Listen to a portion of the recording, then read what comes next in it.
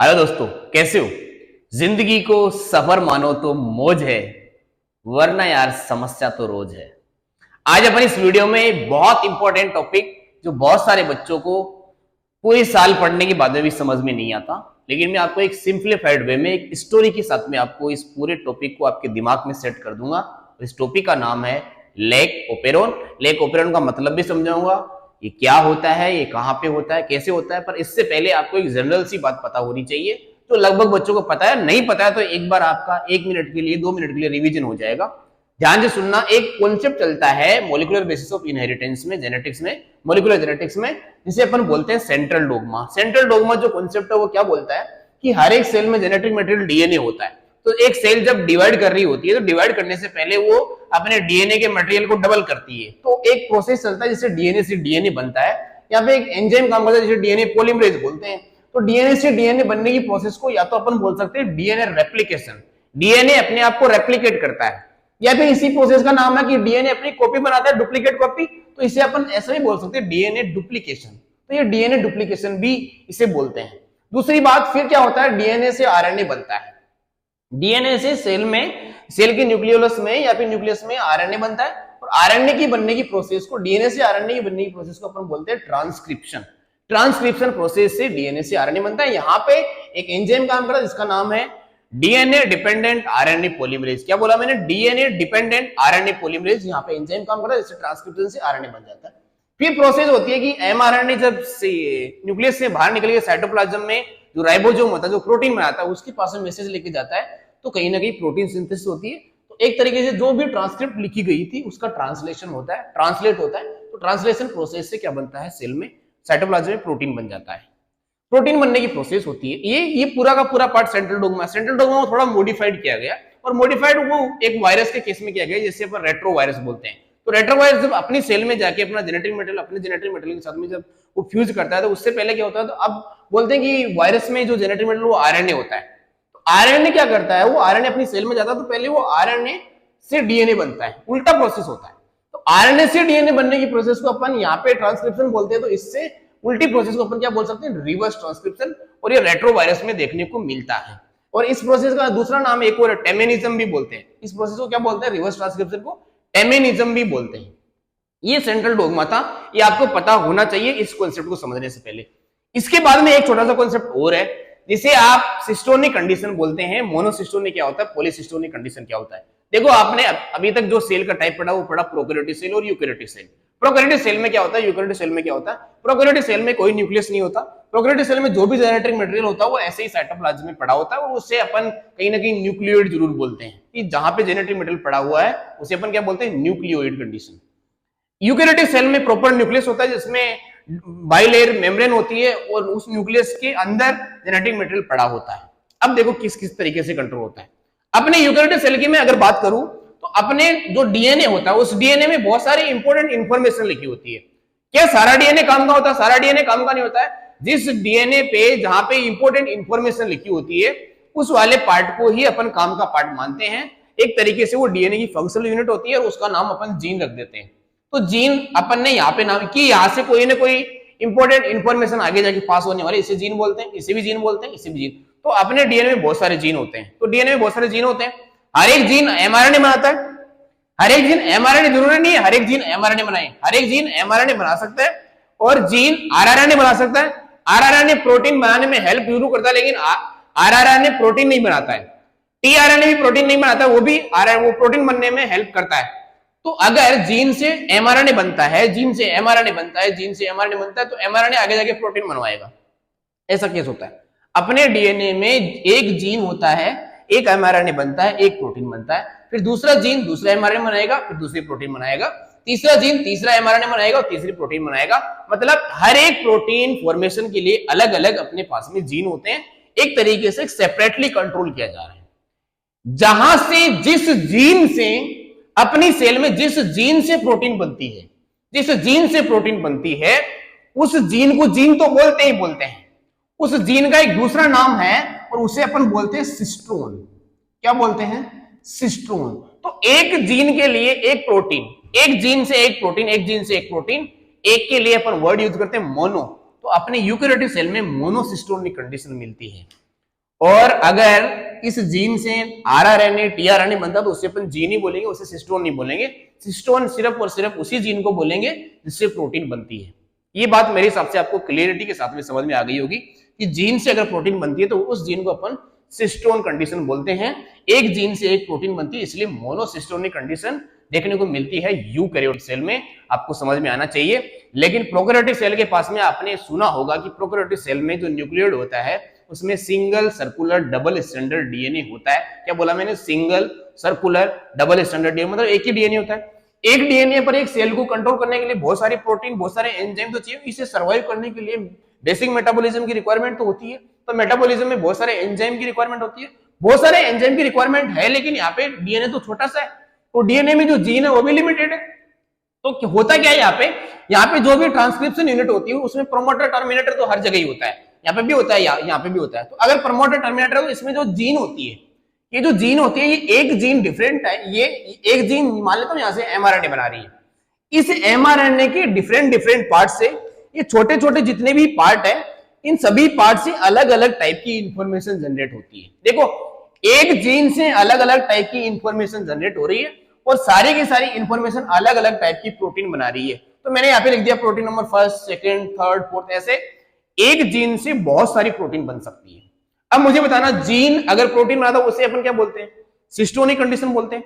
लेकिन यहाँ पे देखो, एक जीन एक प्रोटीन था तो मोनोसिस्टोनिक कंडीशन बोला। यहाँ पे देखो, एक gene many protein, one gene many protein, one gene many protein. एक जीन से अगर बहुत सारी प्रोटीन बनती है तो बहुत सारों के लिए अपन एक वर्ड यूज करते हैं जैसे अपन बोलते हैं पॉली कंडीशन, पॉलीमर।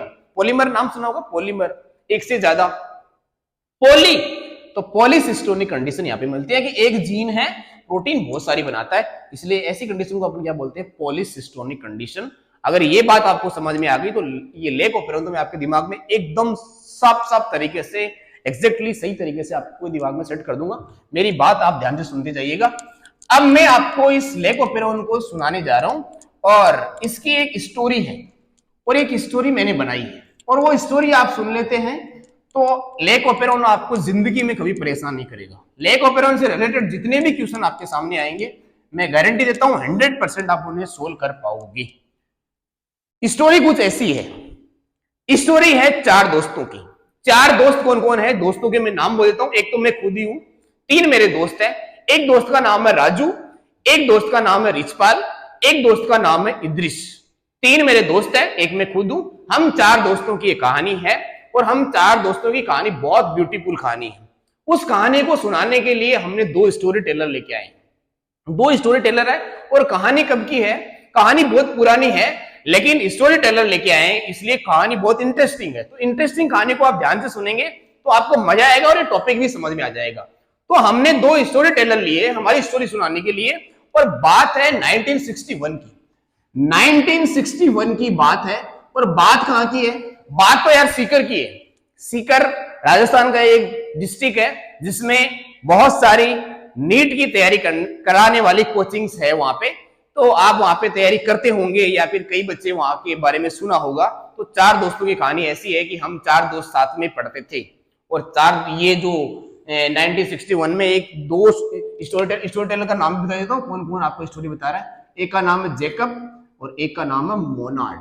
ये दो लोग हमने बाहर से हायर किए हैं जो हमारे स्टोरी को आपको सुनाएंगे। तो क्या स्टोरी सुनाते हैं, सुनना मेरी बात। चार दोस्त है, चार दोस्त पढ़ते हैं साथ साथ में 10th क्लास में। 10th क्लास पास आउट करते हैं, और 10th क्लास पास आउट करने के बाद में सब लोग मोटिवेटेड रहते हैं और सब लोगों ने डिसाइड किया कि नहीं सीकर चलते हैं। और सीकर में एक रोड है जिसमें बहुत सारी कोचिंग इंस्टीट्यूट है और उस रोड का नाम है पीपराली रोड। मैं सारे नाम आपको ये कॉन्सेप्ट सेट करने के लिए बोल रहा हूं। सीकर में रोड है पीपराली रोड। पीपराली रोड पे हम चार दोस्त गए नीट की तैयारी करने के लिए। नीट की तैयारी में आपको पता ही है कि नीट की तैयारी में एमबीबीएस मेडिकल कॉलेज मिलता है या फिर कोई और मेडिकल कॉलेज मिल जाता है, लेकिन हम चार दोस्तों ने डिसाइड किया कि हम डॉक्टर बनेंगे और सोसाइटी में जितना भी मेडिकल इंफ्रास्ट्रक्चर उसे पूरी तरीके से बदल के रख देंगे। तो हम चार दोस्त कहां पे जाते हैं? हम चार दोस्त जाते हैं सीकर, और सीकर में एक रोड है जिस रोड का नाम मैं बोल देता हूं यहाँ पे। ये रोड है और इस रोड का नाम है पीपराली रोड। क्या नाम है इसका? पीपराली रोड एक रोड है जिसपे हम तैयारी करने के लिए गए हैं, क्योंकि यहाँ पे बहुत सारे कोचिंग इंस्टीट्यूट्स हैं। हम 4 दोस्त गए, चारों दोस्तों के मैं नाम भी लिख देता हूं ताकि आपके दिमाग में क्लियरिटी रहे कौन कौन दोस्त है। एक तो मैं खुद हूं, एक राजू है, एक है यहाँ पे रिचपाल और एक है यहाँ पे इद्रिश।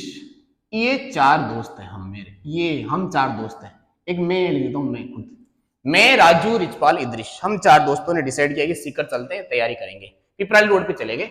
पिपराली रोड से अपन रिलेट करेंगे किसी न किसी चीज को, इसलिए मैं पिपराली रोड जानबूझ के बोल रहा हूँ। पिपराली रोड पे हम तैयारी करने गए तो मेरे पास में, राजू के पास में ठीक ठाक पैसे थे भाई, ठीक ठाक पैसे थे। तो हमने क्या किया, जाते ये घर लिया। सबसे पहले राजू ने घर लिया, बाकी किसी ने घर नहीं लिया। राजू ने घर लिया यहाँ पे, तो राजू ने यहाँ पे इस पिपराली रोड पे घर ले लिया।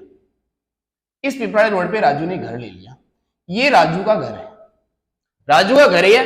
राजू को देख के मैंने भी घर ले लिया और राजू से बड़ा घर लिया मैंने। राजू को देख के मैंने एक बड़ा सा घर ले लिया, राजू को देख के मैंने एक बहुत बड़ा घर ले लिया और उस घर में मैं आराम से मेरी नीट की तैयारी करना स्टार्ट किया। इद्रिस और रिचपाल है, उन्होंने हमारे साथ में तो आए थे, सीकर में हमारे साथ में तो आए थे, पर यहाँ पे थोड़ा महंगाई ज्यादा है, इसलिए इद्रिस और राजू ने डिसाइड किया, इद्रिस और रिचपाल ने डिसाइड किया कि हम इस रोड पे आपके साथ में नहीं रहेंगे। तो उन्होंने किसी दूसरी रोड को सिलेक्ट किया जहां पे थोड़े से कम खर्चे में काम चल जाता है। ये दोनों दो दोस्त है, रिचपाल और इद्रिस, हमारे साथ में नहीं रहे, मतलब सीकर में ही रहे लेकिन बाहर नहीं गए, सीकर में रहे। और ये रिचपाल ने क्या किया, रिचपाल सीकर आने के बाद में इसका पूरी तरह से मूड चेंज हो गया। ये बोलता है कि मुझे नीट की तैयारी तो कतई नहीं करनी, मुझे टीचर बनना है फाइनली। और रिचपाल फाइनली फर्स्ट ग्रेड में सेलेक्ट भी हो गया है। तो और ये रिचपाल तो टीचर बन गया भाई, ये तो टीचर बन गया, ये टीचर बन गया, नीट का टीचर बना है, ये नीट की तैयारी कराता है। तो कहीं ना कहीं मैंने रिचपाल को बोला कि यार जब भी मैं तैयारी करूं और जब भी मेरे को कोई टॉपिक में प्रॉब्लम आई तो तू मेरे को पढ़ाने आएगा। तो ये बोलेगा बिल्कुल, तेरे लिए तो मैं आधी रात को तैयार हूं। तो रिचपाल मेरा पक्का दोस्त है, सारे मेरे पक्के दोस्त है। इद्रिस भी कहीं दूसरी जगह रहकर वही नीट की तैयारी करता है। अब राजू यहाँ पे रहता है, मैं यहाँ पे रहता हूँ। मेरा घर बड़ा घर है भाई, मेरे घर में क्या क्या देखना, मेरे घर में इस तरीके से मैंने खूब सारे रूम लिए हैं, क्योंकि मेरा घर बड़ा घर है। मेरे घर में ये मेरा मेन रूम है, यहां पे बैठ के मैं अलग अलग सब्जेक्ट पढ़ता हूं। मेरा एक अकेले का घर है तो मैं अलग अलग सब्जेक्ट अलग अलग रूम में पढ़ता हूं। यहां पे जो मैं सब्जेक्ट पढ़ता हूं वो है जूलॉजी सब्जेक्ट, मतलब बायोलॉजी में यहाँ पे पढ़ता हूँ। Z4 बायोलॉजी पढ़ता हूं मैं यहाँ पे, और मैं पढ़ता हूं Y4 फिजिक्स। अब मैंने ऐसे ही कनेक्ट यहाँ पे कर लिया इसको कि मैं Y4 फिजिक्स पढ़ता हूं, Z4 में बायोलॉजी पढ़ता हूं और मैं पढ़ता हूं A4 केमिस्ट्री। A4 में पढ़ता हूं केमिस्ट्री, मैं जानबूझ के केमिस्ट्री नहीं बोल रहा, मैं केमिस्ट्री बोल रहा हूं। मैं Z4 क्या पढ़ता हूं, बायोलॉजी, Y4 फिजिक्स पढ़ता हूं, A4 केमिस्ट्री पढ़ता हूं। यहां पे मैं रहता हूं और मेरे घर का ओपनिंग जो गेट है वो यहां पे है। तो ओपनिंग का जो गेट है वो यहां पे, इसके बाद में मेरा घर यहां पे खत्म होता है। तो ये मेरा घर है जहां पे मेरा घर खत्म होता है। तो ये है यहां पे शुरुआत, ये और ये यहां पे है एंडिंग, ये टर्मिनेशन फेज है और ये प्रोफेज, ये प्रमोटर फेज है। और ये मेरे घर का है ओपनिंग, ऑपरेटर बोल देते हैं इसे आगे जाके अपन ऑपरेटर बोलेंगे। ऐसा ही राजू का घर है, राजू के घर के पास में भी एक पी नाम का रूम है और इसके बाद में जो इसका घर खत्म होता है वो यहाँ पे खत्म होता है। तो राजू का घर ये है, मेरा घर ये है, दोनों का घर पास पास में है। अब हमने क्या किया, राजू मेरा पक्का दोस्त है, तो राजू क्या करता है, सुबह सुबह यहाँ से घर से निकलता है, सुबह सुबह डांस करता हुआ नहा धो के जल्दी घर से निकल जाता है। और जब घर से निकलता है ऐसे डांस करता हुआ, और ये है राजू, ऐसा कुछ राजू है। राजू मेरे घर से निकलता है, अपने घर से निकलता है और घर से टहलता फिरता डांस करता हुआ क्या करता है, मेरे घर में आ जाता है। और मेरे घर में आता है और मेरे घर में आके बैठ जाता है, और मेरे घर में आके बैठता है। तो कुछ ऐसा होता है, सीन क्या होता है, देखो मैं क्या करता हूं, मैं पढ़ता हूं Z4 बायोलॉजी, क्योंकि नीट की तैयारी करने के लिए बायोलॉजी तो यार पढ़ना ही पड़ेगा। मैं पढ़ता हूं Y4 फिजिक्स, फिजिक्स भी मेरे को पढ़ना ही पड़ेगा सिलेक्ट होना है तो। और मैं पढ़ता हूं Y4 केमिस्ट्री, तो मैं यहाँ पे यार जानबूझ के केमिस्ट्री लिख देता हूं, केमिस्ट्री सब्जेक्ट में पढ़ता हूं। ये 3 सब्जेक्ट जब मैं पढ़ूंगा तभी तो मेरा नीट में सिलेक्ट होगा। तो अगर मैं तीनों सब्जेक्ट साथ में तैयार कर लिया तो मैं नीट का एग्जाम देने जाऊंगा, नीट का एग्जाम देने जाऊंगा और मैं सेलेक्ट हो जाऊंगा, और सेलेक्ट होके मैं किसी मेडिकल कॉलेज में चला जाऊंगा, मैं किसी मेडिकल कॉलेज में चला जाऊंगा, मेडिकल कॉलेज लिख देता हूं, मेडिकल कॉलेज में मैं जाके एमबीबीएस करूंगा, और एमबीबीएस करूंगा तो कुछ ना कुछ समाज में चेंजमेंट लेके आऊंगा भाई, डॉक्टर बनूंगा तो कुछ ना कुछ करूंगा, समाज सेवा करूंगा, और इसके बाद में मैं मतलब एक तरीके से मैं मेरी जिंदगी में फुली एक्टिवेटेड हो जाऊंगा, क्योंकि मैं डॉक्टर बन गया ना, और मैं डॉक्टर बन गया तो मैं सारा काम जब मैंने ये किया है तब मैं डॉक्टर बन गया। ये केस है जब मैं ये पूरी पढ़ाई करता हूँ, बायोलॉजी फिजिक्स केमिस्ट्री तैयार करता हूँ, नीट में सिलेक्ट होता हूँ और मेडिकल कॉलेज में चला जाता हूँ। ये काम तब होता है जब मैं पढ़ता हूँ।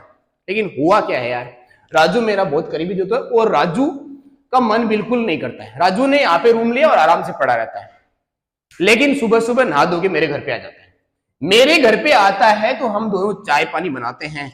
चाय में क्या होता है यार, चाय में तो शुगर होता है, जैसे मैं ग्लूकोज बोलता हूँ, तो चाय में तो शुगर होता है, तो हम दोनों चाय पीते हैं और मस्ती करते हैं, और आराम से राजू मेरे घर पे आ जाता है और बैठ जाता है, और राजू मेरे घर में आके बैठता है तो मैं पढ़ता नहीं हूं। फिर मैं मेरे घर में बैठ के पीप और पढ़ाई नहीं करता।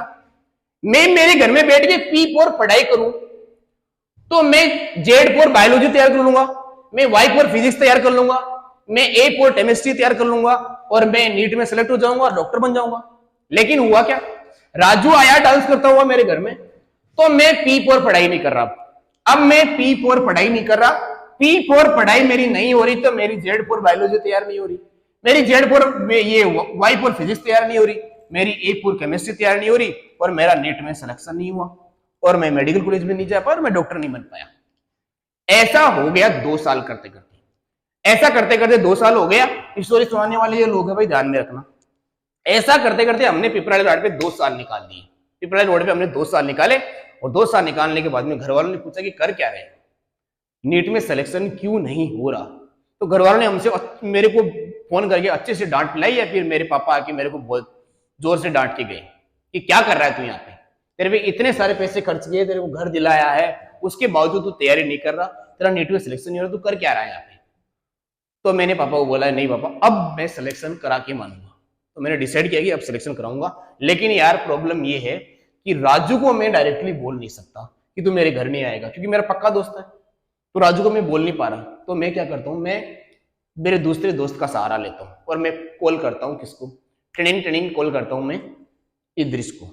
इद्रिस को कॉल करके मैं बोलता हूँ कि इद्रिस, तो इद्रिस बोलता है हाँ बोल। तो इद्रिस मेरे को बोलता है कि यार क्या हुआ। मैं कहा यार बहुत बड़ी प्रॉब्लम है। बोला क्या प्रॉब्लम हुई भाई को, अभी आता हूं मैं कहा तेरे को आना ही पड़ेगा, और मेरे घर पे आ, मैं घर पे आने के बाद में तेरे को सारी बात बताऊंगा। तो इद्रिस यहां से डांस करता हुआ आता है मेरे घर। इद्रिस मेरे घर पे आया, और घर पे आके मेरे से बात किया, मेरे से आके बात कर रहा है। मेरे से आके कौन बात कर रहा है, आईडी का इद्रिस मेरे से बात कर रहा है। तो इद्रिस को मैंने सारी बात बताई कि यार ऐसा ऐसा हो गया, तेरे को ही पता है कि 2 साल से हम जो भी कर रहे हैं वो ये नहीं कर पा रहे, नीट में सिलेक्शन नहीं करा पा रहे, तो क्या करें। बोला क्या प्रॉब्लम आ रही तेरे को। मैं कहा मेरे को कोई प्रॉब्लम नहीं है, मेरा दिमाग ठीक से चलता है, मेरे को सब्जेक्ट भी समझ में आते हैं, और मेरे पास में अगर मैं चाहूं तो मेरे पास में रिचपाल है मेरे को सब कुछ पढ़ाने के लिए। लेकिन तो बोला फिर प्रॉब्लम क्या है। मैं कहा प्रॉब्लम ये भाई साहब है, राजू भाई जी, भाई साहब राजू भाई साहब मेरी प्रॉब्लम है। बोला क्या प्रॉब्लम करता है। मैं बोला सुबह आता है शाम को जाता है, पूरे दिन हम चाय पानी पीते रहते हैं, और पढ़ाई नहीं, मेरी पी फोर पढ़ाई नहीं होती, तो मेरी ये जेड फोर वाई फोर ए फोर ये सारे सब्जेक्ट तैयार नहीं होते, और मेरा कुछ नहीं हो रहा। तो बोला मैं क्या कर सकता हूँ। मैं कहा तू राजू को रोक ले, तू राजू को रोक लेगा तो मैं सारा काम कर दूंगा, और मैं नीट में सिलेक्ट हो जाऊंगा, कोई प्रॉब्लम। तो इद्रिस बोला अगर मैं तेरा ये काम कर देता हूं तो मेरे को क्या मिलेगा। मैं कहा जितने भी पैसे मेरी पॉकेट मनी है सब तेरी। तो इद्रिस हो गया तैयार। इद्रिस को भी ज्यादा पढ़ाई से लगाव नहीं है। इद्रिस कहीं ना कहीं राजू को बोलता है कि कितने बजे आता है। मैं कहा सुबह 7-8 बजे पहुंच जाता है नहा धो के।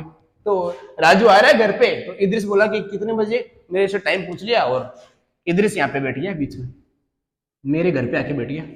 मेरे घर के सामने ये गेट पे आके इद्रिस बैठ गया। बोला आज राजू को आने दे। राजू जैसे ही सुबह नहा धो के टिंगलिंग टिंगलिंग करता हुआ आया, तो राजू भी तो हमारा दोस्ती तो है, तो राजू को इद्रिस जानता, तो इद्रिस बोलता है राजू को कि और कैसे। बोला कहाँ पे जा रहा है। बोला इसके पास में जा रहा हूँ यार। तो इद्रिस बोलता है राजू अरे कहाँ यार, बोरिंग पर्सन के पास में जा रहा है, किसी वो पूरे दिन पढ़ाई पढ़ाई की बातें करता रहता है, बोलता है डॉक्टर बनूंगा, ये करूंगा वो करूंगा, मेरे को ऐसी बातें देख बिल्कुल पसंद नहीं है, मेरे को घूमना फिरना मस्ती करना पसंद है। राजू बोलता है मेरे को भी यही है, मैं भी यही कर रहा हूँ यहाँ पे। तो बोला फिर इसके पास में क्यों बाहर चलते हैं, बाहर चलते हैं मतलब इसके घर पे नहीं जाएंगे, इसके घर पे नहीं जाएंगे। तो ये राजू अब मेरे घर पे नहीं आया, क्यों? क्योंकि इद्रिस ने रोक लिया। इद्रिस ने अगर राजू को रोक लिया है तो राजू को इद्रिस ने यहीं पे रोक लिया। अब राजू को इद्रिस ने जब रोका, इद्रिस ने राजू को रोका, तो राजू अब यहां पे जब आता है तो यहां पे मेरे घर में नहीं घुस पाता, क्योंकि इद्रिस ने बीच में रोक लिया इसको। अब जैसे ही इद्रिस ने इसका रास्ता यहां से ब्लॉक किया, ये यहां से आया सीधा, तो मेरा क्या हुआ, तो मैंने सीधा रिचपाल को कॉल किया, मैं कहा पढ़ाने आ जा तुरंत। तो रिचपाल आया यहाँ पे पढ़ाने के लिए, रिचपाल यहाँ पे पढ़ाने के लिए मेरे को आया, और ये मेरी ओपनिंग गेट पे आया, और मैं P4 मेरी पढ़ाई स्टार्ट। तो Z4 बायोलॉजी एकदम बढ़िया से तैयार, 360 में 360, फिजिक्स मेरी बहुत अच्छे से तैयार, और A4 केमिस्ट्री मेरी बहुत अच्छे से तैयार, और मैं हो गया नीट में सेलेक्ट हो गया। तो मेडिकल कॉलेज में चला गया, और मेडिकल कॉलेज में चला गया तो घर वाले सब खुश, सारा का सारा माहौल क्या हो गया, पॉजिटिव हो गया, सारा का सारा माहौल क्या हो गया, एक्साइटेड हो गया, इंड्यूस्ड हो गया, इंड्यूसिंग सिस्टम बन गया। अब मेरी बात ध्यान से सुनना और मेरे आंसर बताने की कोशिश करना। मेरा सिलेक्शन किसकी वजह से हुआ है? मेरा सिलेक्शन राजू की वजह से हुआ है? नहीं। मेरा सिलेक्शन रिचपाल की वजह से हुआ है? हाँ, रिचपाल ने बाद में पढ़ाया था, लेकिन मेन इसमें जो सिलेक्शन कराने वाला है वो कौन है? तो मेन सिलेक्शन कराने वाला कहीं ना कहीं इद्रिस है। तो किसको रोक रहा है? जो मेरे रास्ते में सबसे बड़ा रोड़ा है, इस राजू को ये इद्रिस रोक रहा है, इसलिए मेरा सिलेक्शन हो गया। अब ये जो स्टोरी मैंने सुनी है, ये स्टोरी यहीं तक है। इस स्टोरी को अपन रिलेट करेंगे इस सिस्टम के साथ में। ये जो पिपराड़ी रोड है, ये रोड है जेनेटिक मटेरियल प्रोकैरियोटिक सेल का। इस P4 अपन बनाएंगे प्रोकैरियोटिक सेल। ये प्रोकैरियोटिक सेल का जेनेटिक मटेरियल है। प्रोकैरियोटिक सेल के जेनेटिक मटेरियल के पास में एक जीन है, जिसमें एक प्रमोटर है, एक टर्मिनेटर है, और एक स्ट्रक्चरल जीन है। एक स्ट्रक्चरल जीन में यहां से एक mRNA बनेगा और डिफरेंट टाइप की प्रोटीन बनेगी। और किस तरीके से प्रोटीन बनेगी, ये स्टोरी आपने सुन ली होगी। ये नाम आपको याद रखने हैं हमेशा हमेशा के लिए, और ये कॉन्सेप्ट आपके दिमाग में सेट मैं करके रहूंगा अभी, और मेरी बात आप ध्यान से सुनोगे तो ये सारे के सारे कॉन्सेप्ट मैं आपके दिमाग में सेट कर दूंगा। सबसे पहले मैं ये बोलता हूं कि अपनी बॉडी में या फिर बैक्टीरिया जो है, इकोलाई बैक्टीरिया की यहाँ पे बात करेंगे, प्रोकैरियोटिक सेल होता है। बैक्टीरिया में क्या होता है, अगर मैं एक मीडियम लूं, उस मीडियम में मैंने क्या किया, ये बैक्टीरिया डाल दिया। ये बैक्टीरिया कौन सा बैक्टीरिया है? E coli bacteria. E coli bacteria normally अपने सेल को सबसे ज्यादा कोई चीज पसंद है तो वो ग्लूकोज पसंद है। तो इकोलाई बैक्टीरिया अगर ग्लूकोज रखता है, अगर यहाँ पे ग्लूकोज है मीडियम में, अगर यहाँ पे हम चाय पानी पी रहे हैं, तो यहाँ पे इस इकोलाई बैक्टीरिया को यहाँ पे ऐसा एंजाइम बनाने की जरूरत नहीं है जो लैक्टोज का मेटाबॉलिज्म करता है। और ये जो लेक ऑपेरॉन जो वर्ड आया है, ये लेक से मतलब ही लैक्टोज है। तो यहाँ पे लैक्टोज मेटाबॉलिज्म की अपन बात कर रहे हैं। अब लैक्टोज मेटाबॉलिज्म क्यों करना पड़ रहा है प्रोकैरियोटिक सेल के केस में, ऐसा कैसे होता है सुनते जाना आप। यहाँ पे इकोलाई बैक्टीरिया के सराउंडिंग में ग्लूकोज है, और यहाँ पे अगर मैं बोलता हूं लैक्टोज भी है, तो यहाँ पे खूब सारा ग्लूकोज है, इसलिए इस इकोलाई बैक्टीरिया का अच्छे से काम चल रहा है। जैसे ऐसा हुआ कि आप मेडिकल कॉलेज में गए, और मेडिकल कॉलेज में जाने से पहले जब आप घर पे थे तो आपको अच्छा खाना मिलता था, आपको अच्छी सब्जी, जो भी आपकी पसंद की सब्जी थी वो सब मिलती थी, इसलिए आपको कोई एक्स्ट्रा एक्टिविटी करने की जरूरत नहीं थी। अब बोलता हूं कि यहाँ पे जब सराउंडिंग में ग्लूकोज है, सब कुछ सही मिल रहा है, तो आपको ये एक्स्ट्रा चीजें करने की बिल्कुल जरूरत नहीं है। लेकिन अब आप मेडिकल कॉलेज के हॉस्टल में चले गए, अब हॉस्टल में जाने के बाद में आपको जो मेस में जो भी खाना मिलता है, जो भी सब्जी मिलती है, वही खानी पड़ेगी अगर जिंदा रहना है। तो इस बैक्टीरिया को अगर जिंदा रहना है, तो क्योंकि हुआ क्या है, इस मीडियम में ग्लूकोज हो गया एब्सेंट, ग्लूकोज एब्सेंट हो गया और लैक्टोज का यहाँ पे नंबर बढ़ गया। अब इस लैक्टोज को मेटाबोलाइज करने के लिए, इस लैक्टोज को डाइजेस्ट करने के लिए अभी इस बैक्टीरिया के पास में एंजाइम नहीं है, पर इसके पास में जीन जरूर है। वो एंजाइम बनाने वाले, उसका रॉ मटेरियल बनाने वाले जीन जरूर है, जो प्रोटीन बना के कहीं ना कहीं एंजाइम बना देंगे। इसके पास में जीन है, लेकिन वो लैक्टोज नहीं था मीडियम में, इसलिए वो एक्टिव ही नहीं था। अब ये लैक्टोज इसके मीडियम में आया, तो इसको जिंदा रहने के लिए लैक्टोज खाना पड़ेगा, लेकिन लैक्टोज ये सीधा नहीं खा सकता, लैक्टोज को तोड़ के खाना पड़ेगा, क्योंकि फाइनली सेल में तो ग्लूकोज ही चाहिए। तो इस लैक्टोज को तोड़ने के लिए मैं यहाँ पे लिख भी देता हूं, लैक्टोज को तोड़ने के लिए ये तोड़ने पे क्या बनेगा, ये तोड़ने पे बनेगा एक तो ग्लूकोज बनेगा और एक बनेगा ये गैलेक्टोज। क्या बनेगा, ये गैलेक्टोज बनेगा। और इसे तोड़ने के लिए जो एंजाइम चाहिए होता है वो एंजाइम होता है बीटा गैलेक्टोसाइडेज। क्या है, बीटा गैलेक्टोसाइडेज एंजाइम होता है जो लैक्टोज मेटाबॉलिज्म के लिए जरूरी है। और ये अभी इसकी सेल में फॉर्म नहीं हो रहा है क्योंकि जीन एक्टिवेट नहीं है। जीन है जरूर पर वो एक्टिवेशन कंडीशन में नहीं है क्योंकि मीडियम में क्या है, ग्लूकोज है।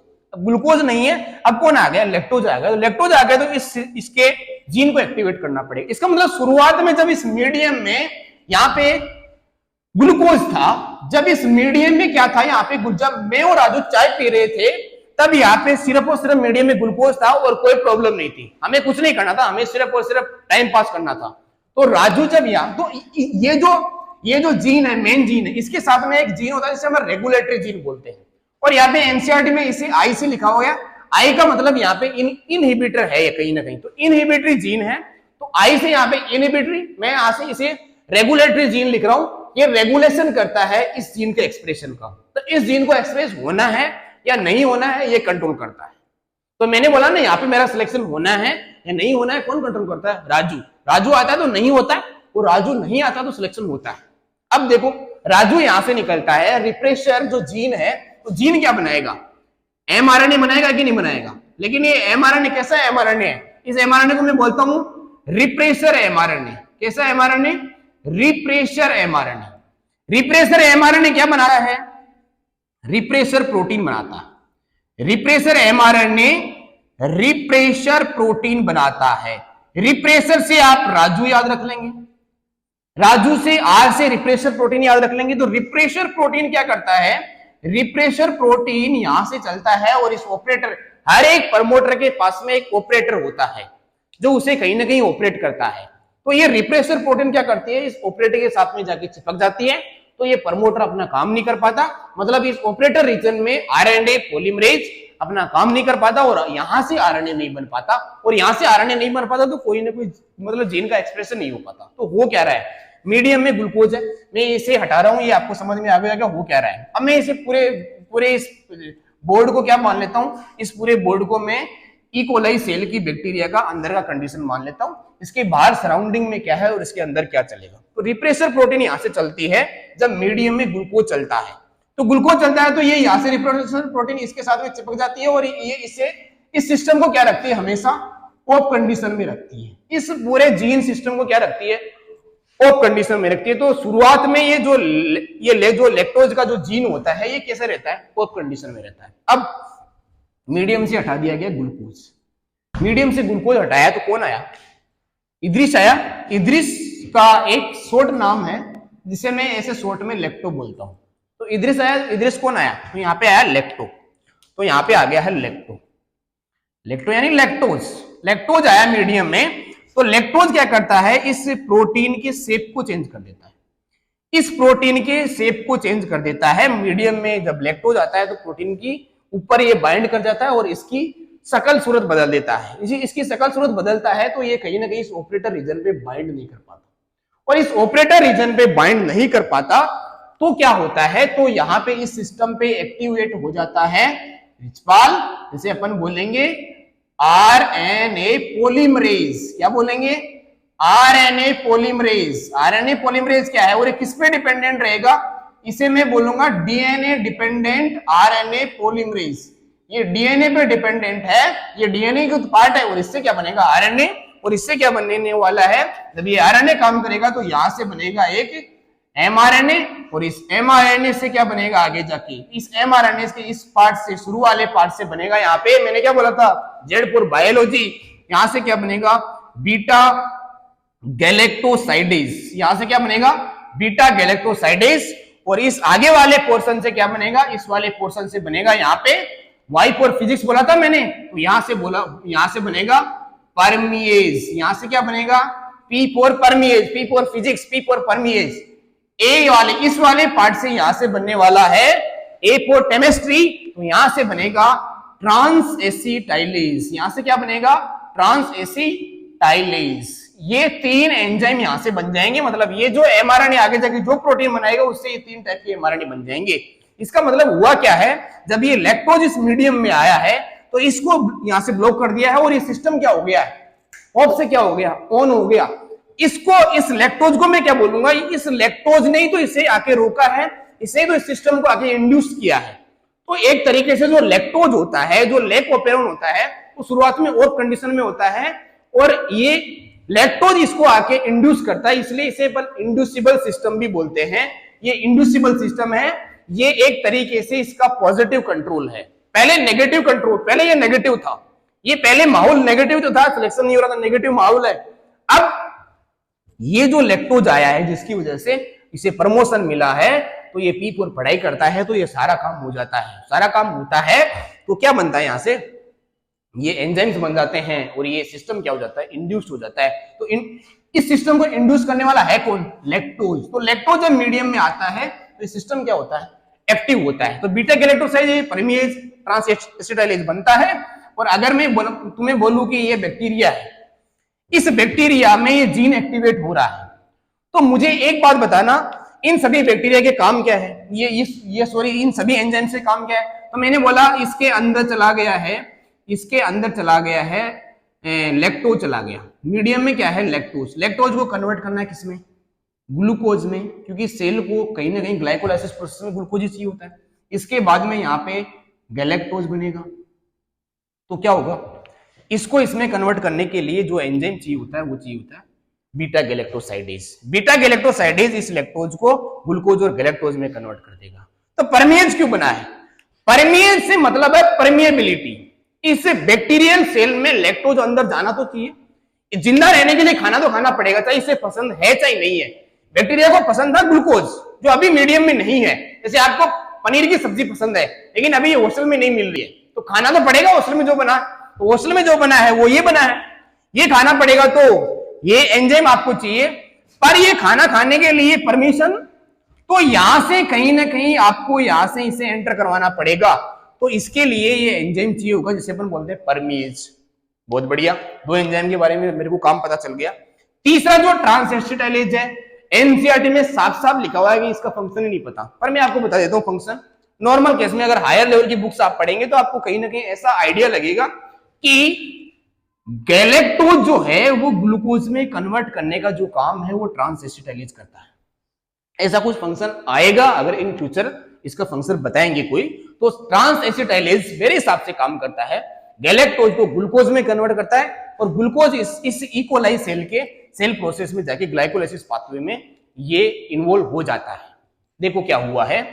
अब मुझे बताना कि इस जीन का एक्सप्रेशन लैक्टोज की वजह से हुआ, लैक्टोज की वजह से हुआ, पर यार लैक्टोज जब इसके अंदर जाएगा तब होगा ना। तो पहले तो ये यहाँ पे मीडियम में जो लैक्टोज था वो लैक्टोज इसमें गया ही नहीं, ये जाएगा कब, ये जाएगा तब जब यहाँ पे परमेज बनेगा। तो परमेज तो शुरू में था ही नहीं, फिर ये लैक्टोज अंदर कैसे जा रहा है। ये तो यार सही बात है, ये तो यार फिर गलत पढ़ लिया क्या अपन ने, गलत नहीं पढ़ा है। परमेज एंजाइम बिल्कुल नहीं था पहले, क्योंकि ये जीन का एक्टिवेशन नहीं होता, ये तो ऑफ कंडीशन में पड़ा था।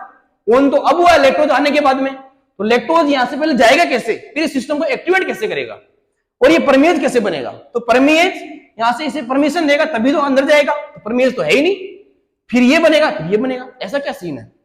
तो बोलते हैं कि किसी भी जीन का स्मॉल लेवल पे हमेशा एक्सप्रेशन बना रहता है। तो मैं आपको इसको इस तरीके से समझाता हूं। मेरे एक ऑफलाइन स्टूडेंट ने मेरे को बताया कि सर आप इसे ऐसे भी बोल सकते हैं, मैं ऐसे बोल सकता हूं, क्योंकि कहीं से भी मैं सीख लेता हूं बात। तो उसने मेरे को ये बताया कि सर हम ऐसे बोल सकते हैं कि राजू जब मेरे घर पे नहीं आता था तो मैं थोड़ा थोड़ा तो पढ़ता ही था, हालांकि मेरा सिलेक्शन नहीं हो रहा था, पर ऐसा थोड़ी कि मैंने पढ़ाई छोड़ दी थी। कि राजू जब सुबह मेरे पास में जब 8-9 बजे घर आता था, उससे पहले तो मैं पढ़ता ही था थोड़ा बहुत। तो स्मॉल लेवल पे मैं नीट की तैयारी करता था, स्मॉल लेवल पे मैं बायोलॉजी पढ़ता था, फिजिक्स भी पढ़ता था, केमिस्ट्री भी पढ़ता था, लेकिन सिलेक्शन तो नहीं हो रहा था। तो स्मॉल लेवल पे एक्सप्रेशन हमेशा बना रहता है। इसका मतलब स्मॉल लेवल पे बीटा गैलेक्टोसाइडेज बनता है, स्मॉल लेवल पे परमेज भी बनता है और स्मॉल लेवल पे ट्रांसएसिटाइलेज भी बनता है। ऐसी बात मैंने आपको बताई, आपको समझ में आ गया होगा। ये इंड्यूसिबल सिस्टम है, लैक्टोज इसे इंड्यूस्ड करता है, ऐसी बात मैंने आपको बताई है। इससे आप ये समझ सकते हैं कि ग्लूकोज जब मीडियम में प्रेजेंट है तो लेक ओपेरॉन कैसी कंडीशन में रहेगा, ऑफ कंडीशन में। और जब लैक्टोज मीडियम में आता है तो इस सिस्टम को एक्टिवेट होना पड़ेगा। तो लैक्टोज क्या है, एक तरीके से इंड्यूसर नहीं है क्या, इंड्यूसर इंड्यूसर इंड्यूसर इंड्यूसर, इसलिए मैंने इसका नाम इदरीस रखा है। समझ गए होंगे मेरे हिसाब से आप बात। अब ये सिस्टम तो आपके सिलेबस में दे रखा है, एक लास्ट में नाम लिख रखा है ट्रिप्टोपेरोन। देखो किसी भी सिस्टम को, किसी भी मॉलिक्यूल को अपन को मेटाबोलाइज करने के लिए कहीं ना कहीं जीन की एक्टिविटी, कहीं ना कहीं एंजाइम्स की रिक्वायरमेंट होती है। तो अपन किसी भी ओपेरोन को पढ़ सकते हैं। ओपेरोन का जो कॉन्सेप्ट है वो होता क्या है, ओपेरोन का मतलब होता है ग्रुप ऑफ जीन जो यहां से एक से ज्यादा प्रोटीन बनाने को कंट्रोल करते हैं। समझ गए, उसे अपन क्या बोलते हैं, ओपेरोन बोल देते हैं। ओपेरोन किसी भी मेटाबॉलिज्म के लिए हो सकता है। जैसे मैं बोलता हूँ ट्रिप्टोफान का मेटाबॉलिज्म करना है, ट्रिप्टोफान का बनना है, नहीं बनना है, इसे कंट्रोल करना है, तो बोलेंगे अपन ट्रिप एपेरोन। अगर एराबिनोज का मेटाबॉलिज्म करना है तो अपन पढ़ेंगे एरा ओपेरोन। और अगर किसी भी एमिनो एसिड को लेके, किसी भी मैं मॉलिक्यूल को लेके अगर मैं बोलूं तो उसे मैं ओपेरोन बोल सकता हूं। जैसे यहाँ पे मैंने पढ़ा है लेक ओपेरोन, मतलब लैक्टोज का मेटाबॉलिज्म मैं यहाँ पे पढ़ने जा रहा था। समझ गए मेरी बात। ये था आपका लेक ओपेरोन सिस्टम।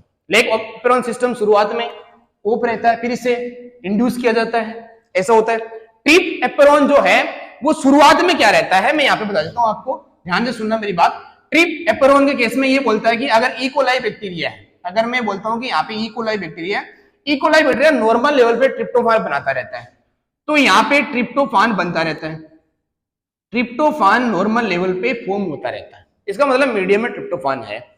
अब मैं बोलता हूं ट्रिप्टोफान ज्यादा बन गया और ट्रिप्टोफान बनना बंद करना है, ऐसे केस में क्या होता है, ऐसे केस में यहाँ पे ट्रिप्टोफान बनने वाली उस जीन को क्या करना पड़ेगा, सप्रेस करना पड़ेगा। सप्रेस करने का मतलब पहले कंडीशन में कैसे था, जैसे ये ऑफ था वैसे ये ऑन कंडीशन में, तो इसे सप्रेस करने के लिए क्या हो जाएगा, ऑफ कंडीशन, तो ये एक तरीके से क्या हो जाएगा, ऑफ सिस्टम मिलेंगे। जैसे यहाँ पे इंड्यूसर है तो ये यहाँ से सप्रेशर सिस्टम यहाँ पे देखने को मिलेगा। तो ट्रिप्टोफान लेक ओपेरोन का उल्टा होता है, ऐसा एनसीईआरटी में थोड़ा सा चर्चा किया गया, इसलिए मैंने आपको बता दिया। आपको लेक ओपेरोन मेरे हिसाब से समझ में आएगा। स्टोरी आप याद रखना और ये सारे के सारे कॉन्सेप्ट इसी तरीके से याद रख लेना। ये जीन में ये जया कॉन्सेप्ट याद रखना, ZYA ये सीक्वेंस में याद रखना है। इसके ये एंजाइम जो बनते हैं ये भी याद रखना है। ये एमआरएनए है, यहाँ से भी ये जीन है तो इसके पास में एमआरएनए बनेगा, इससे प्रोटीन बनेगा। तो जीन का एक्सप्रेशन ऐसे होता है, जो मैंने शुरू में आपको जो सेंट्रल डोग्मा कॉन्सेप्ट है वो मैंने आपको बता दिया था। Okay, all the best, thank you.